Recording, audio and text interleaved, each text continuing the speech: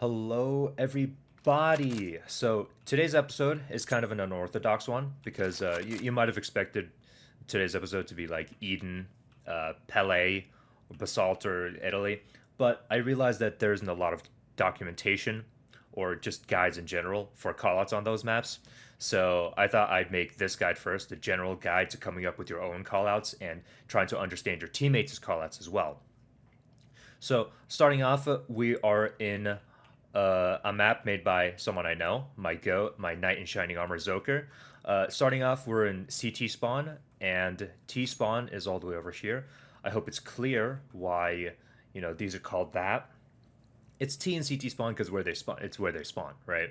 Moving on, I want to cover the most important callout for 99% of maps, and that's going to be mid.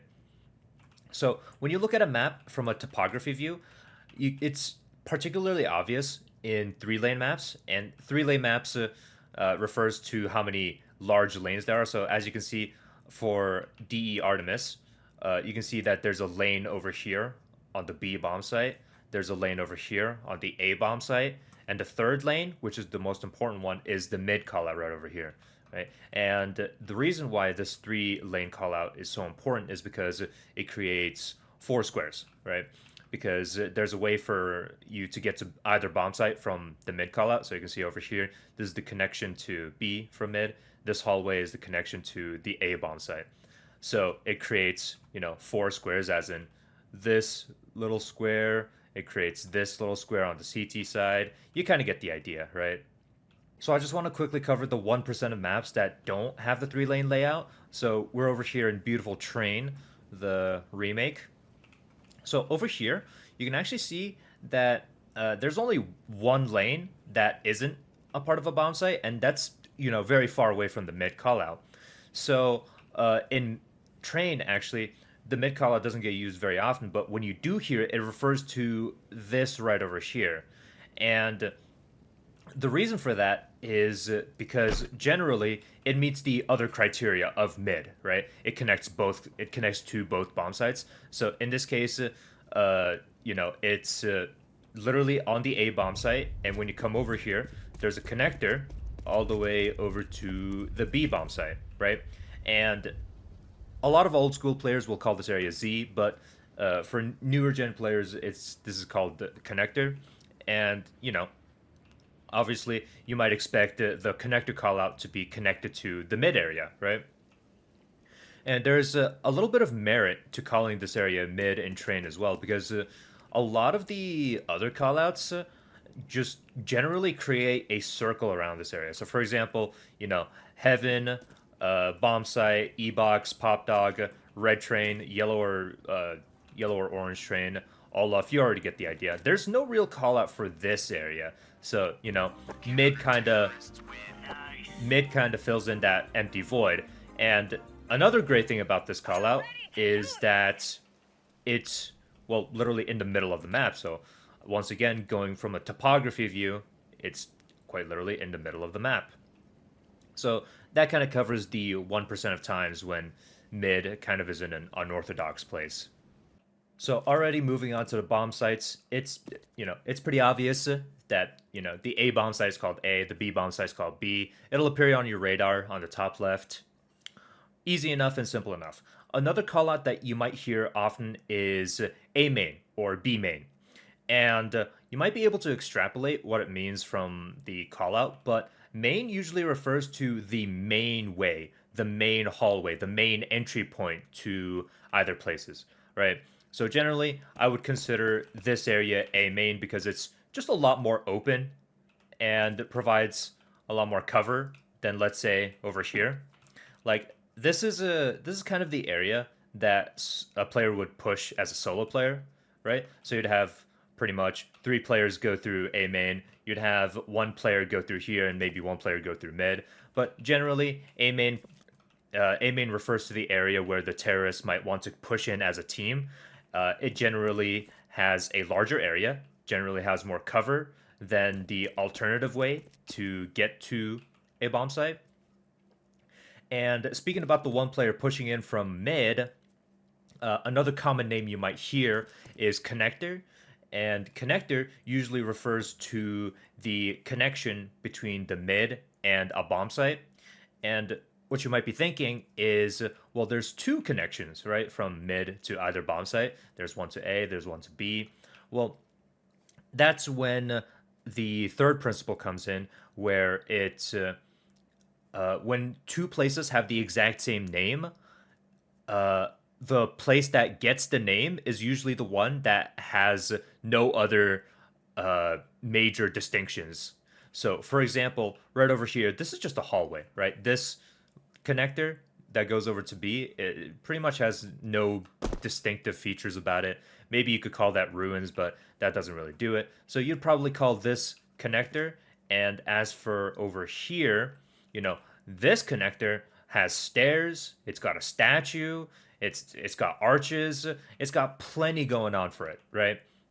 So you kind of get the idea that when two places have the same name, the one that's more barren of distinctive features usually gets to have the more general name, and the place rich with features usually, it just has the delegated position where it gets one of its other names.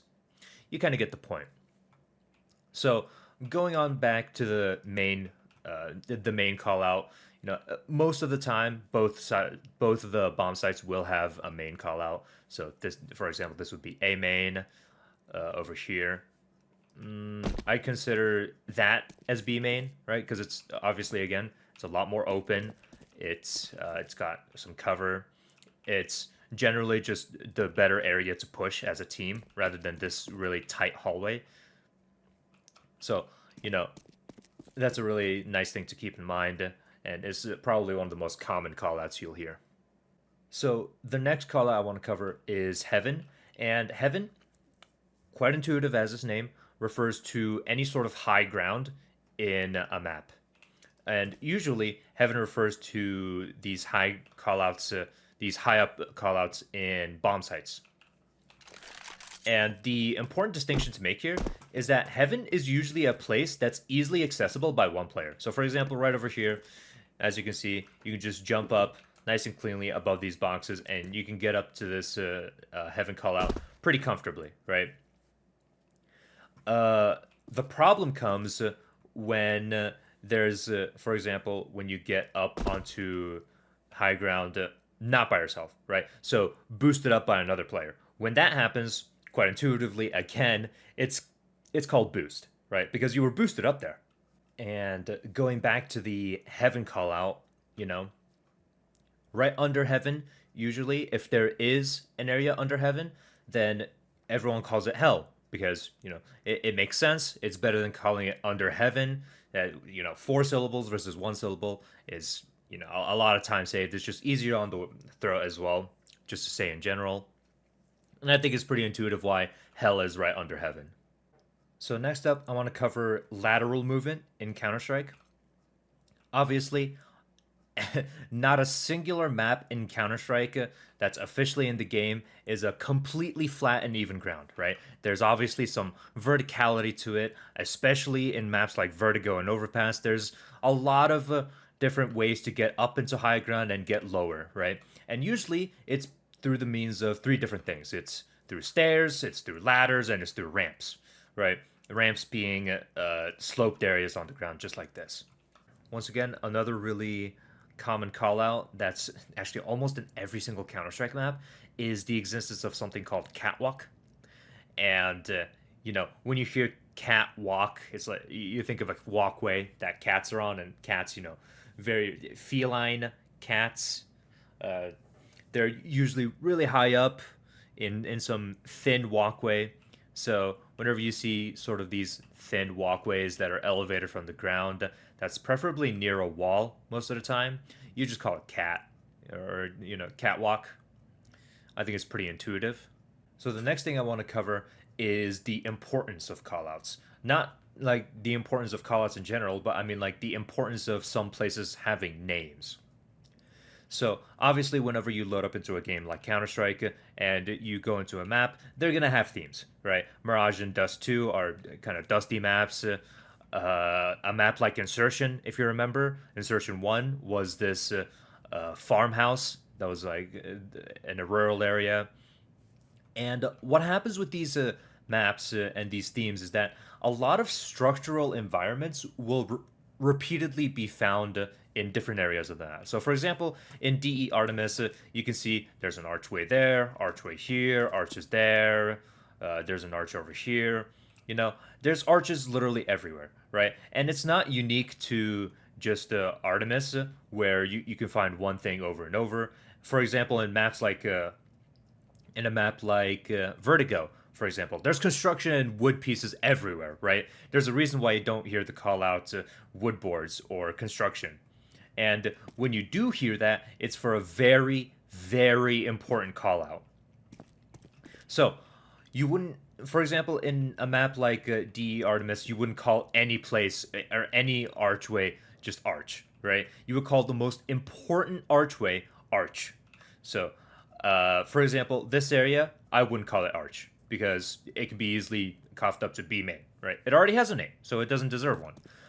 This area, you could just call ruins, so there's no reason to call it arch. You know, over here, I wouldn't I personally wouldn't find a need to call it arch because there's already stairs. There's a statue here.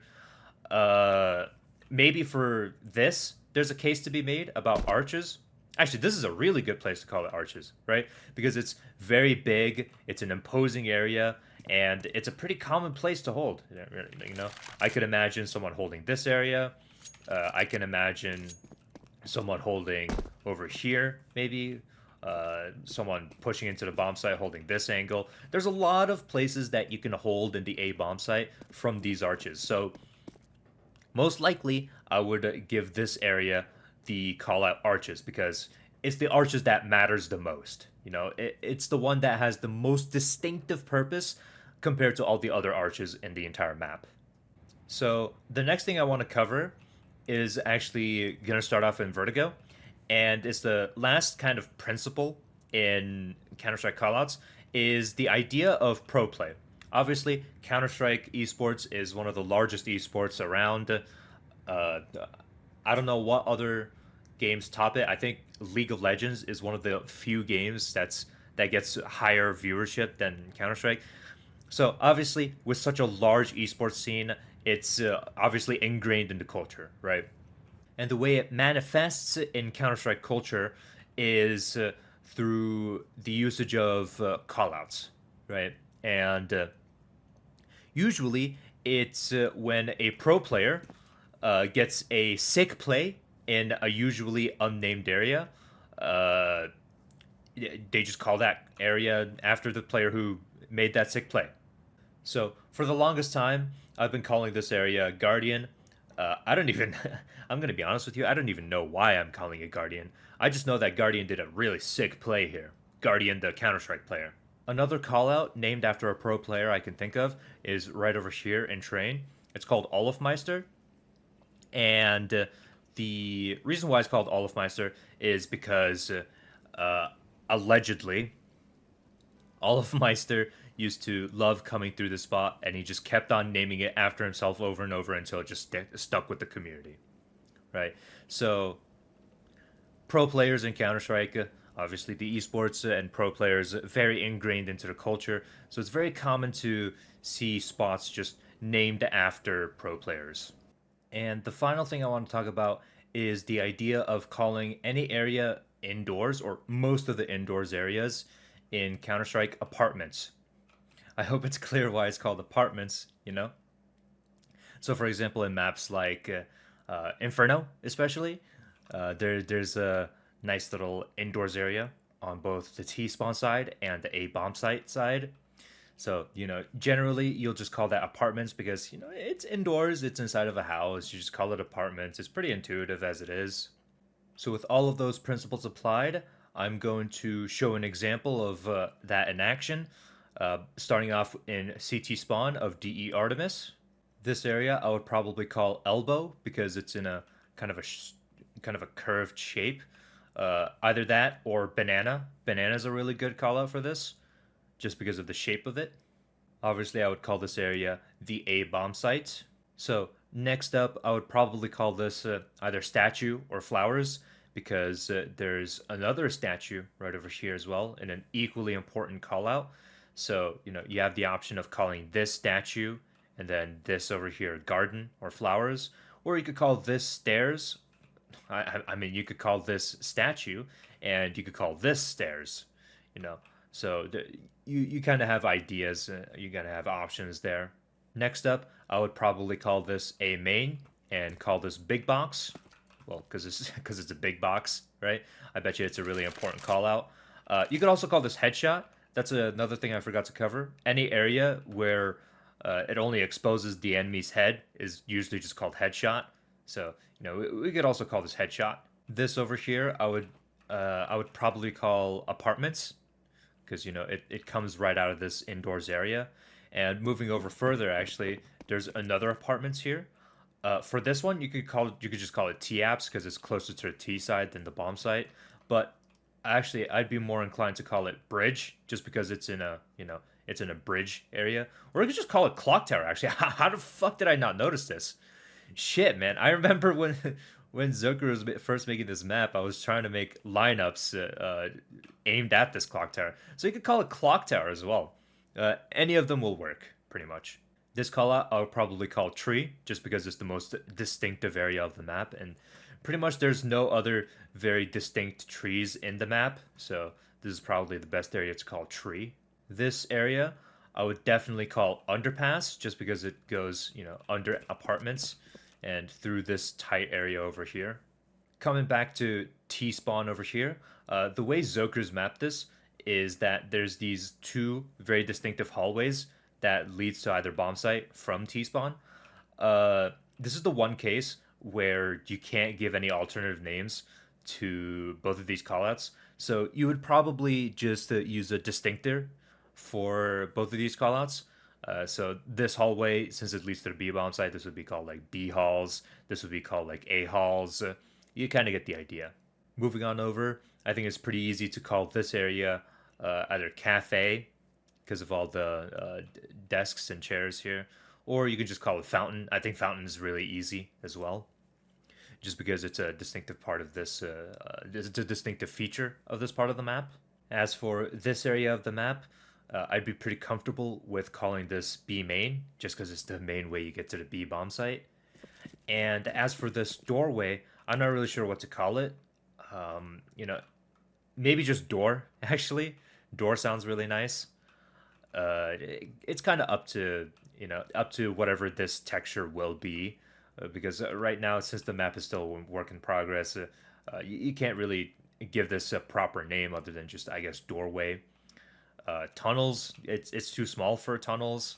Kind of up to the callouts interpretation. The interpretation of the person making the callouts, I guess. So once again, this is the B bomb site.